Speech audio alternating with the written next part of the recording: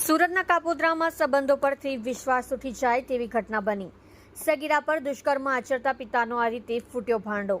સુરતમાં સંબંધો પરથી વિશ્વાસ ઉઠી જાય તેવી ઘટના સામે આવી છે। કાપોદ્રા વિસ્તારમાં 12 વર્ષની સગીરા પર સાવકા પિતાએ દુષ્કર્મ આચર્યું હતું। સગીરા ઘરેથી બહેનપણીને ત્યાં ચાલી ગઈ હતી।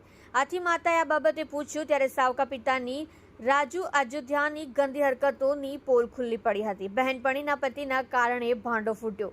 બહેનપણીના પતિએ તેને કહ્યું કે મોબાઈલમાં એક એપ્લિકેશન ડાઉનલોડ કરી દેજે, પછી ઇન્ટરનેટ ચાલુ કરી મોબાઈલ રૂમમાં ગોઠવી દઈ એપ્લિકેશન ચાલુ કરી દેજે, જેથી હું મારા મોબાઈલમાં તારા પિતાની હરકતો જોઈ શકીશ।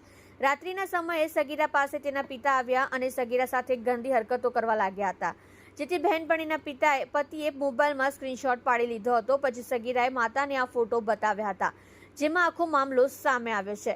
ફોટો વાયરલ કરવાની ધમકી આપી કરતો હતો સાવકો બાપ દુષ્કર્મ, જેમાં હેવાન સાવકા બાપ રાજુ અયોધ્યાની ધરપકડ કરતી કાપોદ્રા પોલીસ।